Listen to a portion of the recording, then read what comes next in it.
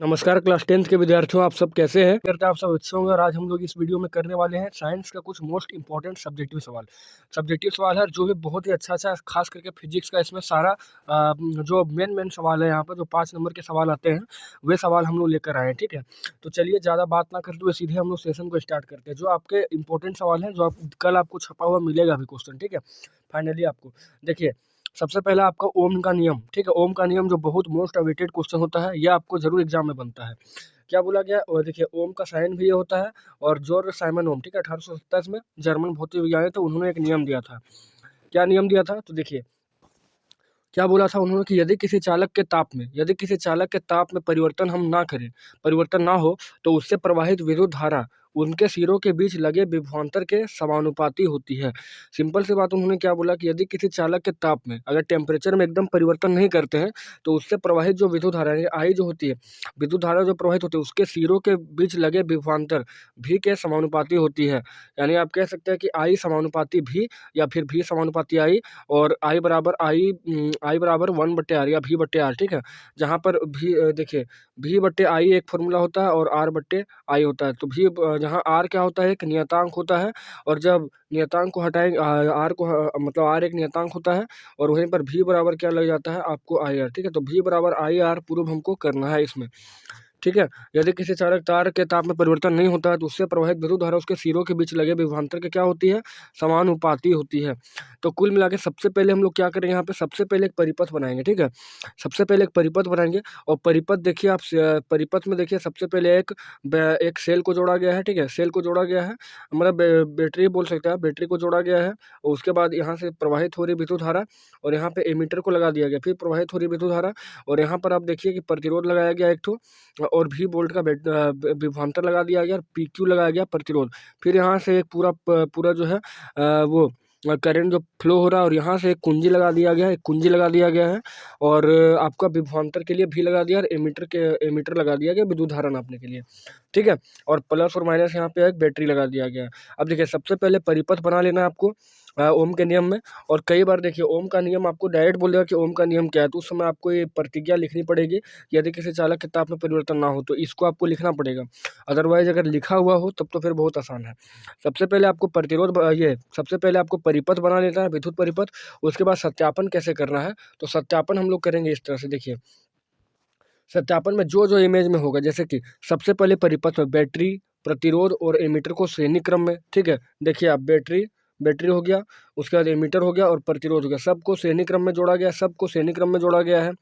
ठीक है, तथा वोल्ट मीटर को क्या किया, समांतर क्रम में जोड़ दिया गया। वोल्ट मीटर आप देखिए यहाँ पे समांतर क्रम में इसको जोड़ दिए। ठीक है, और जब फिर परिपथ में विद्युत धारा प्रवाहित की जाती है, तो प्रवाहित धारा को एमीटर तथा विभवांतर को वोल्ट मीटर पर। ठीक है, प्रवाहित जो विद्युत धारा जो होगी उसको एमीटर पर नापेंगे, और विभवांतर जो होगी उसको वोल्ट मीटर पर नोट कर लेंगे, और v/i का मान हम लोग याद कर लेंगे हर बार। ठीक है, और इस तरह से अब लगातार हम लोग दूसरा तीसरा सेल जोड़ेंगे। मतलब पहले बार तो हम लोग एक बैटरी जोड़कर काम करेंगे, एक सेल जोड़कर काम करेंगे, फिर आगे दूसरा और तीसरा सेल जोड़ेंगे, और हर बार हम लोग धारा का मान बदलेंगे। ठीक है, अब प्रतिरोध द्वारा धारा का मान बदल बदल कर प्रयोग किया जाता है। तो प्रत्येक स्थिति में v/i का मान जो होता है ना, बराबर आता है। हर बार जो है v/i का मान जो होता है, क्या होता है, बराबर आता है।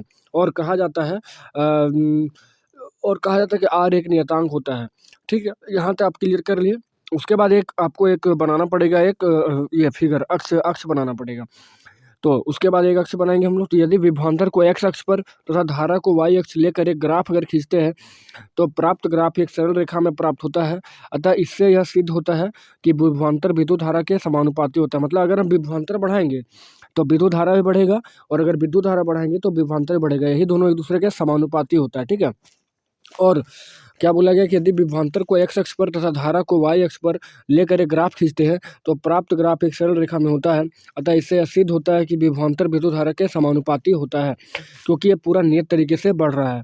ठीक है, और अगर विभवांतर बढ़ाते हैं तो विद्युत धारा भी बढ़ जाता है, और विभवांतर को घटाते हैं तो विद्युत धारा भी घट जाता है। ठीक है, और आप देखिए यहाँ पे एक इमेज लिया गया है, एक ग्राफ लिया गया, जिसमें हम विभवांतर को नीचे मापे हैं, और वोल्ट मीटर या धारा को आई को हम ऊपर मापे। ठीक है, y अक्ष में। अब देखिए, अगर हम धारा का मान 1 ले रहे हैं तो विभवांतर भी मेरा 1 आ रहा है, धारा का मान 2 ले रहे हैं तो विभवांतर भी 2 आ रहा है, और धारा का मान 3 लिए तो ये भी 3 आ रहा है। कुल मिला के आप देखिए, सरल रेखा का ग्राफ पता चल रहा है हमको। सरल रेखा का ग्राफ हमें क्या बता रहा है तो विभवांतर अगर बढ़ रहा है तो विद्युत धारा भी बढ़ रहा है, मतलब दोनों एक दूसरे के समानुपाती है, ठीक है। यहाँ से कुछ कुछ फॉर्मूला आता है कि V बराबर आई आर, फिर R बराबर निकालेंगे V बट्टे आई, और फिर आई आर बराबर भी, यानी आई बराबर V बट्टे आर, यहाँ से फॉर्मूला निकल जाता है। तो ये था आपका ओम का नियम। सबसे पहले आप क्या करेंगे, तो जो आपको दिया गया है इसको आपको लिखना है सबसे पहले ओम का नियम में, उसके बाद एक इमेज बनाना है। इमेज में आप क्या करेंगे, तो सबसे पहले एक परिपथ बनाएंगे जहाँ पर एमीटर, वोल्ट मीटर, बैटरी सबको जोड़ देंगे, ठीक है। एमीटर को, बैटरी को और इसको ये प्रतिरोध को सबको श्रेणी क्रम में जोड़ेंगे, और वोल्ट मीटर को जोड़ देंगे समांतर क्रम में, ठीक है। उसके बाद जो इमेज में आपकी है वो सारा काम यहाँ लिखेंगे। उसके बाद आप क्या करेंगे, तापमान को बदल बदल के यहाँ पे धारा का मान चेंज करेंगे। धारा का मान चेंज कर करके हर बार नोट करेंगे, और हर बार आप देखेंगे कि कितनों भी सेल जोड़ेंगे लेकिन हर बार मान जो होगा बराबर आएगा, ठीक है। और बराबर आने के बाद आपको क्या करना है, एक ग्राफ बना देना, बस आपका हो गया ओम का नियम। 5 नंबर आपका फाइनली। उसके बाद ओम के नियम में ताप को स्थिर क्यों रखा था, एक क्वेश्चन होता है। तो क्योंकि ताप के बदलने से प्रतिरोध बढ़ता है। ताप अगर बढ़ेगा, टेम्परेचर अगर बढ़ाएंगे तो रुकावट यानी प्रतिरोध बहुत ज़्यादा बढ़ेगा, जिससे धारा का मान घट जाएगा। प्रतिरोध अगर बढ़ेगा तो धारा का मान क्या होगा, घटेगा। इसलिए इसमें ताप को स्थिर रखा जाता है। फिर आगे एक बढ़िया सवाल है कि किसी चालक का प्रतिरोध किन बात पर निर्भर करता है। तो किसी चालक का प्रतिरोध जो 4 बात पर निर्भर करता है, 3-4 मुख्य बातों पर। जैसे सबसे पहले चालक तार की लंबाई पर। तो चालक तार की लंबाई बढ़ाने से प्रतिरोध बढ़ता है, और उसके लंबाई के घटाने से प्रतिरोध क्या होता है, घट जाता है। मतलब चालक की लंबाई अगर बढ़ेगा चालक तार की, तो प्रतिरोध क्या होगा, बढ़ेगा, और लंबाई जैसे घटाएंगे प्रतिरोध घट जाएगा। इस तरह प्रतिरोध चालक तार की लंबाई का क्या होता है, समानुपाती होता है, ठीक है। और प्रतिरोध इस का होना इस बात पर निर्भर करता है कि हम उस चालक का तार का यूज किस प्रकार करते हैं। मतलब कि अगर छोटा तार रहा, चालक तार अगर छोटा रहा, ठीक है, छोटा रहा तो रुकावट कम होगा, और ज़्यादा रहा तो रुकावट ज़्यादा होगा। इसका मतलब कि प्रतिरोध ज़्यादा होगा। फिर सेकंड पॉइंट है चालक तार की मोटाई का, ठीक है। तो चालक तार की मोटाई यानी अनुप्रस्थ काट का क्षेत्रफल बढ़ने से प्रतिरोध घटता है, और मोटाई के घट जाने से प्रतिरोध बढ़ता है, ठीक है। चालक तार की मोटाई अगर यहाँ पे बढ़ेगा तो प्रतिरोध घट जाएगा। मोटा रोड मिलेगा, जैसे मान के इलेक्ट्रॉन का प्रवाह बहुत ही अच्छे तरीके से हो जाएगा, ठीक है। और मोटाई अगर घट जाएगा तो तंग रोड हो जाएगा, मान के चलिए, तो प्रतिरोध क्या होगा, बहुत ज़्यादा बढ़ जाएगा। इस तरह प्रतिरोध चालक तार की मोटाई के व्युत क्रमानुपाती होती है। मतलब कि अगर पतला पतला पतला मतलब सकरा प्रतिरोध, सकरा अगर मिला मोटाई, ठीक है, तो प्रतिरोध ज़्यादा होगा। चौड़ा मिला तो प्रतिरोध कम होगा, रुकावट कम होगा। फिर आगे चालक तार की प्रकृति पर। तो अलग अलग चालक तार का प्रतिरोध अलग अलग होता है। इस तरह किसी चालक तार का प्रतिरोध चालक तार की प्रकृति पर भी निर्भर करता है, ठीक है। उसके बाद आगे चालक तार के ताप पर। तो जब जब चालक पदार्थ का ताप बढ़ता है तो उस पदार्थ का प्रतिरोध बढ़ जाता है। जैसे ताप बढ़ेगा प्रतिरोध बढ़ेगा। उदाहरण में मैग्नीज ले लीजिए, उसके बाद जर्मन सिल्वर ले लीजिए। तो ये रह गया आपका चालक तार वाला। फिर आगे है, देखिए आगे बहुत ही इंपॉर्टेंट क्वेश्चन है कि श्रेणी क्रम समूहन के लिए समतुल्य प्रतिरोध की गणना को प्रूफ करना है। श्रेणी क्रम समूहन के लिए समतुल्य प्रतिरोध की गणना को प्रूफ करना है। आप कैसे करेंगे इसको, तो देखिए श्रेणी क्रम बोला है, ठीक है। श्रेणी क्रम बोला, एक हम लोग बनाएंगे R1 R2 R3, 3 टाइप का प्रतिरोध का। एक उसका RS लेंगे। RS मतलब कि समतुल्य प्रतिरोध के लिए एक अलग बनाएंगे। तो एक इमेज हम लोग बना लेते हैं। सबसे पहले इमेज में क्या है, देखिए आप इमेज में सबसे पहले यहाँ पे V वोल्ट की बैटरी जुड़ा है, आई धारा प्रवाहित हो रही है यहाँ पे, और इधर से 3 प्रतिरोध को श्रेणी क्रम में जोड़ दिया गया, R1 R2 R3। और जहाँ जहाँ R1 लगा है वहाँ पर हम V1 यानी कि वोल्ट मीटर 1, वोल्ट मीटर 2 और वोल्ट मीटर 3 लगा दिए। और कुल मिला के इसी के पैरेलल में हम क्या कर दिए हैं, तो समतुल्य प्रतिरोध एक बनाए आई, जिससे आई धारा प्रवाहित हो रही है, ठीक है। और RS मिल रहा है इससे फाइनली। अब देखिए जो इमेज में हम लोग लिखे हैं वही लिखेंगे यहाँ पे। ये क्वेश्चन समझ लिया, बहुत ही इंपॉर्टेंट है। 5 नंबर में सवाल में आता है। ये क्या है क्वेश्चन कि माना कि R1 R2 और R3 3 प्रतिरोध है, जिन्हें किस क्रम में जोड़ा गया, श्रेणी क्रम में जोड़ दिया गया है। उन प्रतिरोध को एक V वोल्ट के बैटरी से जोड़ा गया है, जिसके कारण परिपथ में क्या हो रही है, आई एम्पियर की, क्योंकि विद्युत धारा का ऐसा मात्रा क्या होता है, एम्पियर। तो आई एम्पियर की धारा प्रवाहित यहाँ पर हो रही है, ठीक है। साथ ही R1 के पास देखिए विभवांतर V1 है, R2 के पास विभवांतर V2 है, और R3 के पास विभवांतर क्या है, V3 है। अब एक दूसरा परिपथ लिया गया है यहाँ पे, ये जो सेकंड वाला लिया गया ये वाला, ठीक है। तो अब एक दूसरा परिपथ लिया गया है, ठीक है। क्या बोला गया कि अब एक दूसरा परिपथ लिया गया है, जिसमें हमने यह दिखाया है कि R1 R2 और R3 मिलकर जितना प्रतिरोध उत्पन्न कर रहा है उतना ही प्रतिरोध क्या कर रहा है, एक और परिपथ RS यानी कि प्रतिरोध सीरीज, RS का मतलब सीरीज है, ठीक है, करता है, क्योंकि उसे भी एक बैटरी से V वोल्ट की बैटरी से जोड़ा गया, जिससे उसमें भी आई एम्पेयर की धारा प्रवाहित हो रही है। अब हम लोग क्या करेंगे, हम लोग को पता है कि ओम के नियम से पता है कि V बराबर क्या होता है, IR होता है। तो जब हम V1 निकालेंगे तो V1 बराबर क्या होगा IR1, V2 क्या हो जाएगा IR2 और V3 क्या हो जाएगा IR3 हो जाएगा, ठीक है। और समतुल्य प्रतिरोध क्या होगा मेरा V होगा और IRS लगाएंगे क्योंकि हम लोग सीरीज लगा रहे हैं, ठीक है, सीरीज लगा रहे हैं। फिर समीकरण 1 2 3 सबको जोड़ देंगे। समीकरण 1 2 3 अगर जोड़े हम लोग तो V1 V2 V3 आ गया प्लस में बराबर हम लोग RHS को जोड़ेंगे IR1 plus IR2 plus IR3 आएगा। ये सबको जोड़ने के बाद क्या मिलेगा हमको V मिलेगा। सबको जोड़ने के बाद V मिलने वाला है और यहाँ पे I को कॉमन लिया गया है दोस्तों और ये R1 R2 R3 आया, ठीक है।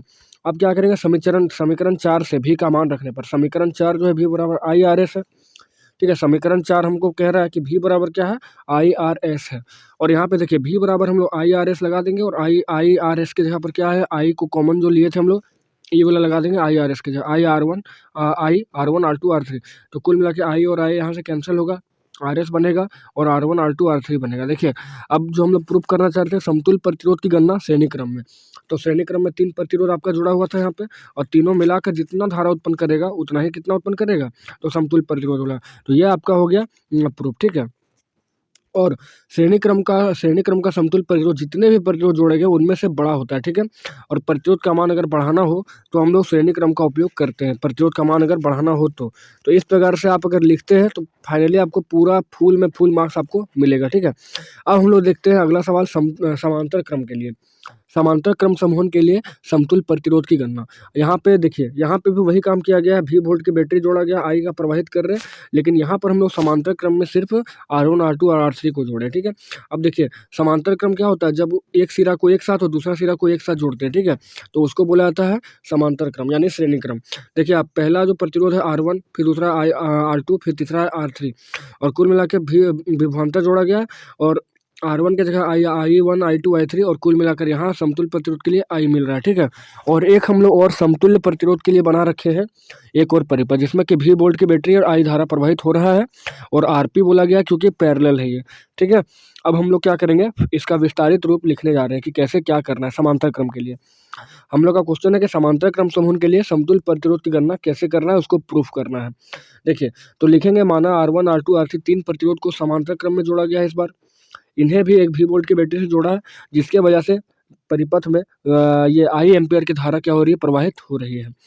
अब एक समतुल्य प्रतिरोध बनाया गया है जो तीनों के द्वारा उत्पन्न किए गए प्रतिरोध के बराबर प्रतिरोध उत्पन्न करता है और इसे RP से दिखाया गया है और इसे भी एक V वोल्ट की बैटरी से जोड़ा है जिसके चलते यहाँ भी क्या हो रहा है I एम्पियर की धारा प्रवाहित हो रही है। देखिए इस बार हम लोग समांतर क्रम ले रहे हैं इसलिए I बराबर हम लोग V/R का फॉर्मूला यूज करेंगे। पिछले बार हम लोग क्या किए थे श्रेणी क्रम, तो V बराबर IR फॉर्मूला यूज किया था, ठीक है। अब यहाँ देखिए I बराबर V/R होता है तो I1 निकालेंगे तो V/R1 होगा, I2 निकालेंगे V/R2 होगा और I3 निकालेंगे V/R3 हो जाएगा, ठीक है। और समतुल्य प्रतिरोध क्या होगा I बराबर V/RP होगा दोस्तों, ये समीकरण 4 मान लेंगे। फिर हम लोग वही काम करेंगे समीकरण 1 2 3 और 4 को जोड़ेंगे तो I1 I2 I3 को जोड़ेंगे तो मिल जाएगा हमको V/R1 plus V/R2 plus V/R3 और यहाँ I1 I2 I3 को जोड़ने के बाद कुल मिलाकर I मिलेगा। I हम लोग को मिलेगा, यहाँ से हम लोग क्या करेंगे V को कॉमन ले रहे हैं, V को कॉमन लेंगे तो बचेगा 1/R1 1/R2 और 1/R3 और समीकरण 4 लगा देंगे। समीकरण 4 हम लोग को बोला है I बराबर V/RP, I के जगह पे हम लोग क्या करेंगे V/RP लगाएंगे, I बराबर V/RP होता है ये लगा देंगे और V/RP के जगह पे हम लोग पूरा इसको लगा देंगे, ठीक है। इस समीकरण को लगा देंगे जो हम लोग सॉल्व किए थे यहाँ पे V बराबर 1/R 1/R2 1/R3 भी यहाँ से कैंसिल होगा 1/RP बचेगा और बराबर 1/R1 plus R2 plus R3 कुल मिलाकर यहाँ समांतर क्रम आपका प्रूफ हो चुका है, ठीक है। समांतर क्रम यहाँ पर प्रूफ हो चुका है बच्चों। उसके बाद अगला इंपॉर्टेंट सवाल है चुंबकीय क्षेत्र रेखाएं, ठीक है। तो किसी भी चुंबक चाहे वो कोई भी चुंबक हो, नाल चुंबक हो, छड़ चुंबक हो, कुछ भी हो, तो किसी भी चुंबक के चुंबकीय क्षेत्र को जिस काल्पनिक रेखाओं के द्वारा दर्शाया जाता है या दिखाया जाता है उस काल्पनिक रेखा को उस चुंबकीय क्षेत्र का चुंबक का चुंबकीय क्षेत्र रेखा कहते हैं। अब देखिए यहाँ पर N और S नॉर्थ और साउथ का एक चुंबक लिया गया है जिसको छड़ चुंबक बोले हैं और यहाँ से आपका जो है एक चुंबकीय क्षेत्र रेखा को दर्शाया गया, यही आपका चुंबकीय क्षेत्र रेखा है, ठीक है। ये छड़ चुंबक के आसपास में, ठीक है। और यहाँ पर एक क्वेश्चन होता है चुंबकीय क्षेत्र रेखा के गुण क्या होते हैं। तो चुंबकीय क्षेत्र रेखा के गुण क्या होते हैं, उत्तरी ध्रुव से निकलता है और दक्षिणी ध्रुव में यह प्रवेश करता है, ठीक है। और प्रवेश करने के बाद चुंबक के अंदर या दक्षिणी ध्रुव से उत्तरी ध्रुव की ओर प्रवेश करता है। पहला तो निकलता है उत्तरी ध्रुव से दक्षिणी ध्रुव की ओर और प्रवेश करने के बाद चुंबक के अंदर या दक्षिणी ध्रुव से उत्तरी ध्रुव की ओर चल जाता है। चुंबक के बाहर ये नॉर्थ टू साउथ जाता है, चुंबक के अंदर ये साउथ टू नॉर्थ जाता है। आगे ध्रुवों के सामने क्षेत्र रेखाएं काफ़ी सघन होती है और चुंबकीय क्षेत्र रेखाओं के किसी भी बिंदु पर खींची गई स्पर्शरेखा चुंबकीय क्षेत्र की दिशा को बताती है। नेक्स्ट है कि क्षेत्र रेखा चुंबकीय क्षेत्र की निकटता यह बताती है कि वहाँ पर चुंबकीय क्षेत्र की प्रबलता ज़्यादा है, मतलब जहाँ ज़्यादा निकट रहेगा चुंबकीय क्षेत्र रेखा वहाँ पर चुंबक का गुण क्या चुंबकीय क्षेत्र बहुत ज़्यादा प्रबल हो सकता है। आगे है, जहाँ क्षेत्र रेखाएं काफ़ी फैली होती है वहाँ इसकी प्रबलता काफ़ी कम होती है और ये क्षेत्र रेखाएं एक दूसरे को कभी प्रतिच्छेद नहीं करती और ये रेखाएं एक बंद लूप का निर्माण करती है। अब देखिए यहाँ से एक छड़ चुंबक लिए थे, ऐसे करके एक बंद लूप का निर्माण हो रहा था यहाँ पे। फिर आगे एक क्वेश्चन है कि चुंबकीय क्षेत्र रेखाएं एक दूसरे को प्रतिच्छेद क्यों नहीं करती है। ठीक है, तो देखिए दो चुंबकीय क्षेत्र रेखाएं, क्या बोला गया कि दो चुंबकीय क्षेत्र रेखाएं, ठीक है, दो चुंबकीय क्षेत्र रेखाएं एक दूसरे को प्रतिच्छेद नहीं कर सकती क्योंकि जब ये दोनों स्पर्श करेंगी तो कंपास होता है चुंबकीय सुई जिसको बोलते हैं, को एक ही समय में दो बिंदु की दिशा बतानी होगी और यह चुंबकीय सुई एक समय में एक ही दिशा को बता पाता है। ठीक है, इसलिए दो चुंबकीय क्षेत्र रेखाएं एक दूसरे को प्रतिच्छेद नहीं करती है और यह दो दिशा को नहीं बता पाती है। अब आगे हम लोग मोस्ट इंपॉर्टेंट क्वेश्चन देखने वाले हैं, विद्युत मोटर, इसके बनावट और क्रियाविधि। विद्युत मोटर, इसका बनावट और क्रियाविधि क्या होता है। तो देखिए सबसे पहला विद्युत मोटर है क्या, तो विद्युत मोटर एक युक्ति है यानी एक मशीन है जो क्या करती है, तो विद्युत ऊर्जा को यांत्रिक ऊर्जा में मतलब घूमती हुई ऊर्जा में बदलती है। पहले हम लोग इलेक्ट्रिक करंट देते हैं, विद्युत देते हैं और बाद में इसमें मोटर जो है घूमता है, उसके बाद ऊर्जा हमको मिलता है, इसलिए हम बोल सकते हैं विद्युत ऊर्जा को यांत्रिक ऊर्जा में बदल देता है। ठीक है, और घूमती हुई ऊर्जा को क्या बोलते हैं, यांत्रिक ऊर्जा कहा जाता है। अब देखिए इसका सिद्धांत, विद्युत मोटर का सिद्धांत क्या है। तो बोला गया कि जब धारावाही चालक तार को चुंबकीय क्षेत्र में, ठीक है, धारावाही चालक तार होगा उसको चुंबकीय क्षेत्र में अगर रखा जाता है तो उस पर ना चुंबकीय बल काम करता है। ठीक है, उस पर चुंबकीय बल काम करता है और अगर चालक जो है घूमने के लिए एकदम स्वतंत्र हो जाता है तो फ्लेमिंग के बाएं हाथ के नियम से वह एक निश्चित दिशा में घूमने लगता है। फ्लेमिंग का बायां हाथ का नियम क्या बताता है, आगे हम लोग देखेंगे। तो फ्लेमिंग के बाएं हाथ के नियम के अनुसार वह एक निश्चित दिशा में यहाँ पर घूमने लगता है। अब इसका बनावट क्या करेंगे, बनावट देखिए, सबसे पहले यहाँ पर एक कुंडली लिया गया, तार का कुंडली आर्मेचर जिसको कहते हैं। ठीक है, और इसका एक सिरा निकाल दिया गया और यहाँ पर देखिए दो अर्धवलय जोड़े गए हैं, अर्धवलय के साथ कार्बन के ब्रूस यहाँ जोड़े गए और उसके बाद एक परिपथ से इसको लगा दिया गया है और यहाँ पर देखिए नाल चुंबक लिया गया नॉर्थ और साउथ। ठीक है, और कुल मिला के एक पंखा बाहर में लगा दिए गए ताकि मोटर में यही सब काम होता है।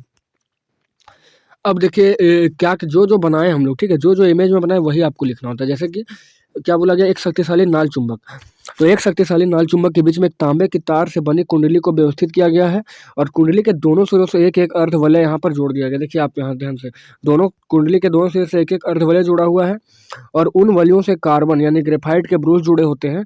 ब्रशों से एक चालक तार एक परिपथ से जुड़ा होता है। तो यहाँ पर क्या बोला गया कि एक शक्तिशाली नाल चुंबक के बीच में एक तांबे की तार की बनी कुंडली को व्यवस्थित किया गया है और कुंडली के दोनों सिरों से एक एक अर्धवलय जुड़ा हुआ है। उन वलयों से कार्बन यानी ग्रेफाइट के ब्रूस जुड़े होते हैं और ब्रशों से एक चालक तार एक परिपथ से जुड़ा होता है। अब इसका क्रियाविधि क्या होता है, आप ध्यान से देखिए क्रियाविधि। ठीक है, तो जब इस परिपथ में विद्युत धारा प्रवाहित की जाती है तो कुंडली के एक सिरे पर AB बाहर की ओर तथा CD दूसरे सिरे को अंदर की ओर बल लगाता है और बलों का एक युग्म के वजह से यहाँ पर कुंडली जो है घूमने लगती है। ठीक है, अब देखिए AB जो दिया गया AB, तो AB जो है बाहर की ओर और CD जो है अंदर की ओर जाएगा। AB जो है यहाँ पर AB बाहर की ओर और CD जो है वो अंदर की ओर आएगा और दोनों बलों का युग्म जो होगा आप आपस में एक दूसरे को घुमाने लगेगा और इसी सिद्धांत पर जो है काम करता है विद्युत मोटर। ठीक है, ये विद्युत मोटर है, आपको इमेज बनाना पड़ेगा, इसके बारे में कुछ इंपॉर्टेंट बातें लिखनी पड़ेगी, आपको फुल मार्क्स वहाँ से मिल जाएगा। अब अगला सवाल है विद्युत जनरेटर के बारे में। ठीक है, जनित्र के बारे में। देखिए जनित्र जो है वह युक्ति है जो यांत्रिक ऊर्जा को, मतलब कि इसको क्या करते हैं, तो इसको हम लोग घुमाते हैं पहले। ठीक है, और ये फ्लेमिंग के दाएं हाथ के नियम पर काम करता है। वहीं पर अगर विद्युत मोटर का बात किया जाए तो वह जो काम करता है आपका, वो फ्लेमिंग के बाएं हाथ के नियम पर काम करता है। ठीक है, अब देखिए जनित्र वह युक्ति है यानी मशीन है जो यांत्रिक ऊर्जा को विद्युत ऊर्जा में बदलता है, क्योंकि इसमें कुंडली के घूमने के बाद ही विद्युत ऊर्जा आता है। ठीक है, और यह विद्युत चुंबकीय प्रेरण के सिद्धांत पर काम करती है। पूछा जाएगा आपको कि जनरेटर जो है किसके नियम पर काम करती है, तो देखिए विद्युत चुंबकीय प्रेरण। ठीक है, और बाकी आप कह सकते हैं फ्लेमिंग के दाहिने हाथ के नियम पर। बाकी विद्युत धारा उत्पन्न करने वाली युक्ति, बनावट क्या है, देखिए सेम टू सेम बनावट रहेगा, खाली यहाँ पर भी पूर्ण वलय जोड़ देंगे हम लोग। ठीक है, तो बोला गया कि एक शक्तिशाली नाल चुंबक के बीच में एक तांबे की बनी एक तार की कुंडली को व्यवस्थित किए हैं जो आर्मेचर कहलाता है। इस कुंडली के सिरे से दो पूर्ण वलय, इस बार आपको पूर्ण वलय जुड़ा हुआ है, और उस वलय से कार्बन के ब्रश की सहायता से उसके बाहर में एक परिपथ जुड़ गया और गैल्वेनोमीटर लगा दिया है। गैल्वेनोमीटर क्या करता है, तो छोटे से छोटे धारा को नापने का काम करता है यहाँ पे, ठीक है। अब देखिए AB जो है यहाँ पे धारा की दिशा है और CD धारा की दिशा है। AB का दिशा आपका इस साइड है और धारा इसका दिशा इधर है। अब पूर्ण वलय का काम क्या होता है ये भी हम लोग देखने वाले हैं, ठीक है। देखिए अब क्रियाविधि क्या है जनरेटर का, तो जब आर्मेचर यानी कुंडली घूमती है तो उसके दोनों सिरों में एक विद्युत धारा उत्पन्न हो जाता है। दोनों सिरों में विद्युत धारा उत्पन्न होता है जो वलयों के माध्यम से लगी परिपथ में चली जाती है। ये धारा विद्युत चुम्बकीय प्रेरण के माध्यम से काम कर रही होती है। इसमें हर आधे चक्कर के बाद क्या बोला गया कि इसमें हर आधे चक्कर के बाद धारा की दिशा बदलती रहती है। धारा शून्य से आगे तथा आगे से शून्य में बदलता है और इसलिए इसे प्रत्यावर्ती धारा भी कहते हैं, ठीक है। प्रत्यावर्ती धारा भी कहते हैं। इसमें पूर्ण वलय इसलिए लिया था ताकि AC अल्टरनेटिव करंट मिले और अर्ध वलय जो होता है उसमें DC करंट उत्पन्न होता है, ठीक है। तो इस प्रकार से क्रियाविधि पूरा होता है विद्युत जनरेटर का, ठीक है। अगर आप इस प्रकार से आराम से इमेज बना के उसको पूरा अच्छे से एक्सप्लेन करके लिखते हैं तो आपको 5 नंबर जो है फाइनली यहाँ से मिलेगा, ठीक है। फिर यहाँ पे एक सवाल होता है चुंबक के निकट लाने पर दिक्सूचक की सुई क्यों विक्षेपित हो जाती है। तो चुंबक के निकट लाने पर दिक्सूचक की सुई विक्षेपित इसलिए हो जाती है क्योंकि चुंबक अपने आसपास चुंबकीय क्षेत्र उत्पन्न करता है और साथ ही यह क्षेत्र चुंबकीय सुई पर एक चुंबकीय बल आरोपित करता है जिससे यह सुई विक्षेपित हो जाती है। और जब एक चुंबक को दिक्सूचक के निकट लाया जाता है तो इस चुंबक द्वारा कंपास की सुई पर चुंबकीय बल भी लगाया जाता है, ठीक है। नेक्स्ट क्वेश्चन है भूसंपर्क तार क्या है और धातु के आवरण वाले विद्युत साधितों को भूसंपर्कित करना क्यों आवश्यक है। देखिए तो भूसंपर्क तार सुरक्षा का एक साधन होता है। इसके घर के नजदीक धरती में दबी धातु की प्लेट से लगाया जाता है, इसको अर्थिंग भी बोलते हैं, ठीक है। इस तार के होने की से विद्युत का झटका कम लगता है क्योंकि यह रिटर्निंग करंट को वापस पृथ्वी पर लगी धातु के प्लेट में पहुंचा देता है। इसे भू संपर्कित करना इसलिए आवश्यक है, यानी जमीन में गाड़ना इसलिए आवश्यक है क्योंकि हमारा शरीर का प्रतिरोध भू संपर्क तार से बहुत अधिक होता है। ज़्यादा से ज़्यादा धारा भू संपर्क तार से पृथ्वी में चला जाता है और यह कम ही धारा हमारे शरीर में बहती है और इस तरह के धात्विक उपकरण छू लेने के बाद भी हमें झटका नहीं लगता है। और यह हरा रंग का होता है, ठीक है। यह हरा रंग का होता है, विधुन्मय तार आपका लाल रंग का होता है, ठीक है। और उदासीन तार जो आपका पीला काला इस टाइप का हो सकता है, ठीक है। तो उम्मीद करते हैं बच्चों ये सभी क्वेश्चन आपको अच्छा लगा है, ठीक है। और अभी एक से एक सब्जेक्टिव क्वेश्चन आप लोग के लिए आने वाला है। तो चलिए हम लोग मिलते हैं नेक्स्ट वीडियो में। नेक्स्ट वीडियो का इंतजार कीजिए, आपको न्यूमेरिकल भी मिलने वाला है, सभी चीज़ आपको अभी यहाँ पर मिलने वाला है, ठीक है। तो चैनल को सब्सक्राइब करके आइए रखिएगा अगर नए आए होंगे और वीडियो को शेयर कीजिएगा। चलिए मिलते हैं नेक्स्ट वीडियो।